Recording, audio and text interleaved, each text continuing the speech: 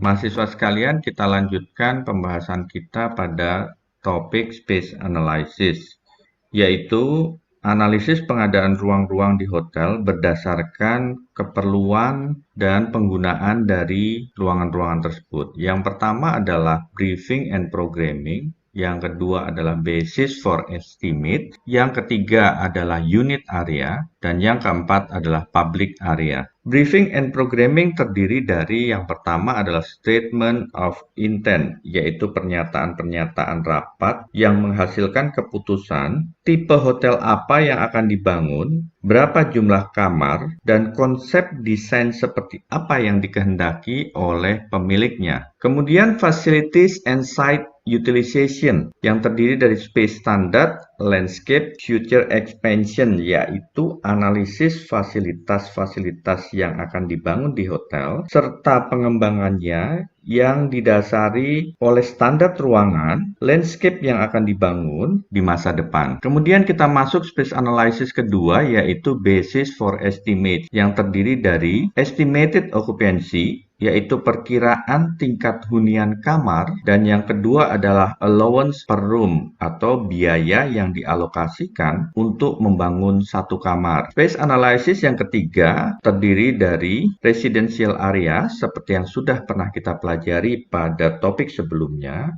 dan non-residential area yang terdiri dari administrative and back of the house atau perkantoran dan support area. Kemudian yang keempat adalah public area, yaitu penyediaan area-area publik di hotel yang tergantung dari target market yang sudah disepakati untuk tipe hotel ini. Yang kedua adalah lokasi dari hotel, sedangkan yang ketiga adalah grade dari hotel tersebut.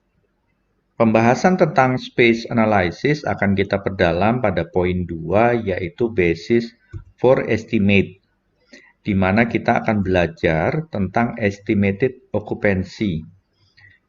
Estimated occupancy bukan saja menghitung perkiraan tingkat hunian kamar, tetapi juga digunakan untuk menghitung perkiraan daya tampung restoran atau ruang pertemuan. Kita akan belajar menghitung daya tampung dari sebuah restoran dengan soal sebagai berikut.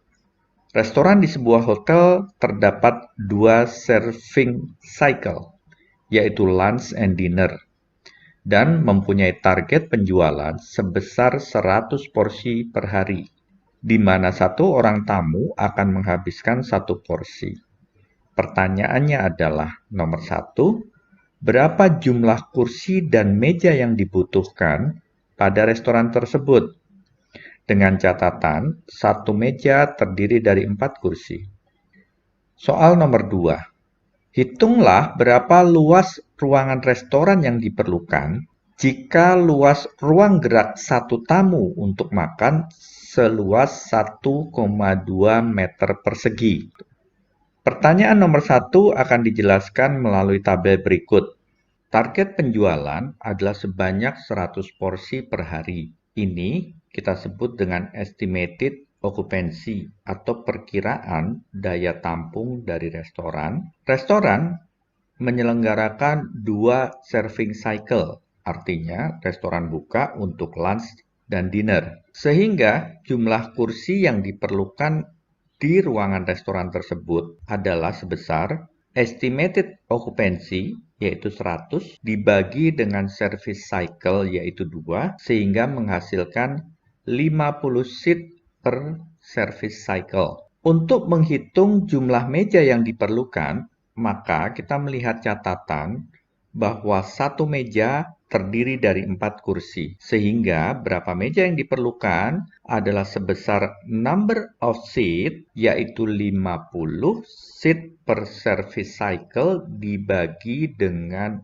4, sehingga restoran tersebut membutuhkan 12 table per service cycle. Untuk menjawab pertanyaan nomor 2, maka kita harus memperhatikan informasi, yaitu bahwa ruang gerak satu tamu untuk makan seluas 1,2 meter persegi, sehingga luas bangunan ruang makan yang akan dibangun sebagai restoran adalah 50 dikali 1,2 meter persegi. 50 itu adalah jumlah tamu dalam satu service cycle dikali dengan ruang gerak satu tamu, yaitu 1,2 meter persegi, sehingga mendapatkan angka 60 meter persegi. Biasanya ditambah dengan penyesuaian sampai dengan 5 meter persegi, sehingga luas bangunan kamar makan restoran tersebut adalah 65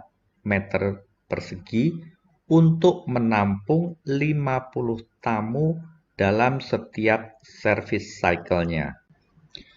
Mahasiswa sekalian, dengan cara berhitung yang sama seperti yang sudah kita pelajari sebelumnya, maka silakan mengerjakan latihan berikut dan dikumpulkan ke dosen pengampu dari masing-masing kelas.